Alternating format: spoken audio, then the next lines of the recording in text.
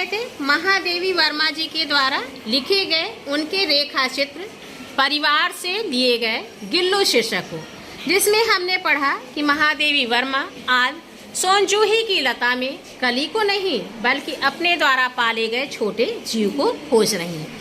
महादेवी वर्मा जी आगे कहती हैं कि मेरे काक पुराण के विवेचना में अचानक बाधा आ गई। यानी महादेवी वर्मा जी अभी तक जो कौवों के बारे में सोच रही थी, किस तरह से कौवे को आदर दिया जाता है, किस तरह से कौवे को अनादर दिया जाता है, किस तरह से कौवा सम्मानित भी है अपमानित भी है। महादेवी वर्मा जी कहती हैं कि हमारे जो पूर्वज हैं, हमारे जो पुरखे हैं, वो पितृपक्ष में कौवे के रूप में इस धरती पे आते हैं हमसे कुछ पाने के लिए, ऐसी हमारी मान्यता है। और हम पितृपक्ष में कौवों को विभिन्न तरह के पकवान बना करके खिलाते भी हैं।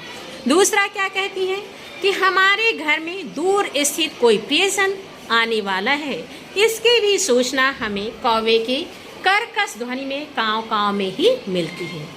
और एक मान्यता यह भी है कि अगर किसी के सर पे कौवा मार दे अपना चोंच, तो यह माना जाता है कि यह एक अपशकुन है, कुछ दिनों में उस व्यक्ति की मृत्यु हो जाएगी। और इस अपशकुन को दूर करने के लिए जिस व्यक्ति के सर पे कौवे ने मारा है, उसके बारे में एक गलत सूचना फैला दी जाती है कि उसकी मृत्यु हो गई है, जिससे वह अपशकुन घटित हो जाए। तो यह सारे विचार जो महादेवी वर्मा के मन में चल रहे थे, वह विचार अचानक से रुक गए, क्योंकि उन्होंने देखा कि जो कौवे हैं वह किसी छोटे से जीव के ऊपर काँव काँव करके घूम रहे हैं। और जब वह उसके पास जाती हैं तो वह देखती हैं कि गमले और दीवार के बीच में एक छोटा सा जीव पड़ा हुआ है। और उस छोटे से जीव को देख करके महादेवी वर्मा अचानक से रुक जाती हैं और देखती हैं कि यह एक छोटा गिलहरी का बच्चा है, जो शायद अपने घोंसले से गिर पड़ा है। उस छोटे से गिलहरी के बच्चे के लिए दो कौवे की दो चोंच से घाव कर देना ही पर्याप्त है। और उस छोटे से जीव के ऊपर जब उन्होंने देखा कि कुछ कौवे प्रहार कर रहे हैं और गमले के पास जा कर के देखती हैं, तो वह बिल्कुल शांत होकर के गमले के से चिपका हुआ पड़ा है।